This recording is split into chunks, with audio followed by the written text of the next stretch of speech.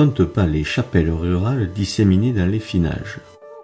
Chaque village en possède une ou plusieurs, que des associations patrimoniales ont souvent réhabilitées et ouvertes à la visite. On ne félicite jamais assez celles et ceux qui ont contribué à la réédification de ce petit patrimoine, mais l'histoire leur rendra leur labeur.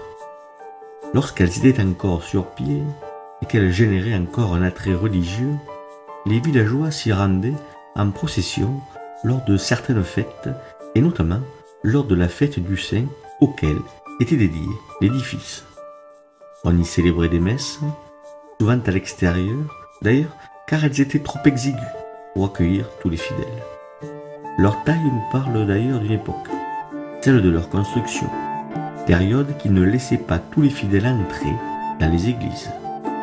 Il est probable que les femmes et les enfants en étaient exclus un temps, ainsi que les plus misérables.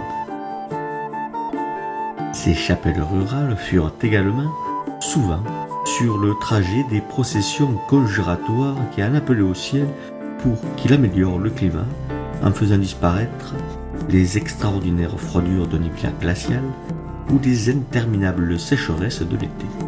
Parfois, ce sont les nuées de sauterelles que l'on veut faire partir, nuées qui en quelques heures peuvent ravager des terroirs entiers. Esselées dans les territoires villageois, jadis, elles pouvaient accueillir un desservant, un ermite pouvait vivre là, soutenu par les dons des habitants.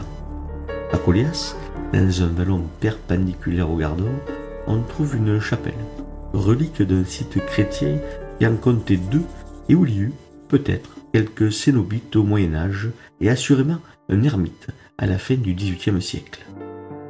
La chapelle, dont il ne reste rien, fut probablement détruite durant les guerres de religion, ainsi que sa consoeur, qui, sans doute moins altérée, fut reconstruite. Il y a d'ailleurs fort à parier que la chapelle disparue survit dans celle qui existe encore par la récupération des pierres qui fut faite alors, lors de la reconstruction de l'édifice au XVIIe siècle. Romanes à l'origine pour la plupart, ces chapelles rurales se sont multipliées en quelques décennies dans tout le royaume, parallèlement aux cathédrales que l'on a complètement rebâties. Elles sont la manifestation d'un regain de vitalité de la chrétienté portée par une vitalité économique qui n'a comme précédent que la prodigieuse croissance économique liée à la colonisation romaine au 1er siècle, en Narbonnaise. Beaucoup de ces chapelles ont perdu l'aspect originel du fait des destructions du XVIe siècle, mais il est à parier qu'elles étaient plus belles qu'elles ne le sont aujourd'hui.